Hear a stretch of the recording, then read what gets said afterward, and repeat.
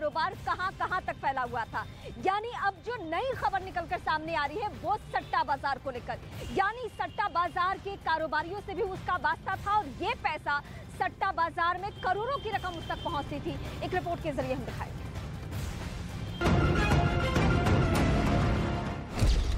सामने आया अतीक का सट्टा कनेक्शन।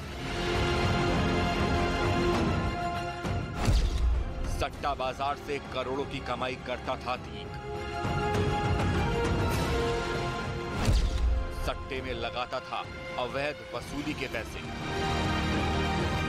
अतीक अहमद का काला कारोबार इतना फैला था कि उसके बारे में रोज नया पर्दाफाश हो रहा है। अतीक अपने गुर्गों के जरिए वसूली तो करता ही था, साथ ही वो सट्टा बाजार में भी पैसे लगाता था। अतीक की अकूत संपत्ति के पीछे नए राज छिपे हैं और जैसे जैसे जांच आगे बढ़ रही है वैसे वैसे अतीक अहमद से जुड़े कई राजों से पर्दा उठ रहा है। अतीक अहमद की अकूत संपत्ति से भी पर्दा उठता जा रहा है। जांच में पता चला है कि अतीक अहमद प्रयागराज के सट्टा कारोबारियों के संपर्क में था और वो सट्टा कारोबार से करोड़ों अरबों की कमाई करता था। अतीक अहमद अवैध वसूली से मिले पैसों को सट्टा बाजार में लगाता था और फिर इनसे मोटी कमाई करता था।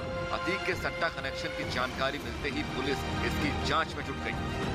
माफिया डॉन अतीक अहमद की मौत के बाद उसके काले कारनामों से एक एक करके पर्दा उठता जा रहा है। अब एसटीएफ की जांच में ये बड़ा खुलासा हुआ है कि अतीक अहमद सट्टा कारोबारियों के संपर्क में था और काली कमाई को वो सट्टा कारोबारियों के जरिए इन्वेस्ट करता था। ये बात सामने आई है कि प्रयागराज और कौशाम्बी जिले के कई बड़े सट्टा कारोबारी उसके संपर्क में थे जो उसका पैसे का इस्तेमाल इस सट्टा बाजार में करते थे। अब प्रयागराज पुलिस और कौशाम्बी पुलिस ने ऐसे 7 सट्टा कारोबारियों को उठाया है जिनके पास अतीक के करोड़ों रुपए थे और उसके जरिए वो सट्टा खेल रहे थे। शुरुआती जांच के आधार पर पुलिस की रडार पर 5 सट्टा कारोबारी हैं। पांचों सट्टा कारोबारी की तलाश तेज कर दी गई है। पुलिस को जो जानकारी मिली है उसके मुताबिक अतीक अहमद प्रयागराज के बड़े सट्टे कारोबारियों को पैसे देता था। फिलहाल 5 सट्टा कारोबारी पुलिस की रडार पर हैं। इसके अलावा प्रयागराज के ऐसे दूसरे सट्टा कारोबारियों की भी पहचान की जा रही है जो अतीक की वसूली के पैसे को सट्टा कारोबार में लगाते थे। फिलहाल इस मामले की गहनता से जांच की जा रही है। इस मामले में पुलिस की चौकसी बढ़ने के बाद से प्रयागराज के सट्टा कारोबारियों में भी हड़कंप मच गया है। सट्टा बाजार से अतीक अहमद का कनेक्शन सामने आने के बाद अतीक की काली कमाई के कई और राज से पर्दा उठ सकता है। जांच इस बात की भी की जा रही है कि आखिर अतीक ने अब तक सट्टा बाजार से कितनी कमाई की थी और इसके लिए वो सट्टा कारोबारियों को कितना कमीशन देता था। फिलहाल ये जांच का विषय है और जैसे जैसे जांच आगे बढ़ेगी इस अतीक की काली कमाई पर और पर्दाफाश होता जाएगा। जितना शातिर अपराधी था अतीक अहमद, उससे 2 कदम आगे बढ़ चुका है गुड्डू मुस्लिम। अब उसके बारे में जो नई जानकारी मिल रही है, जो नया खुलासा हो रहा है वो हथियार तस्कर को लेकर।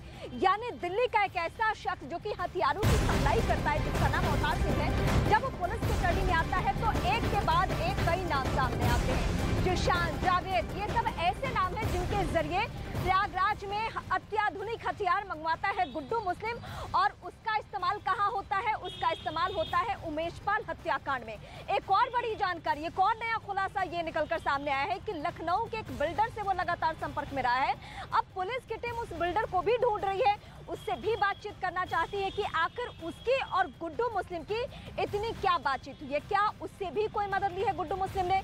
क्या वो भी छिपाने में मदद कर रहे हैं? ये सवाल अहम है।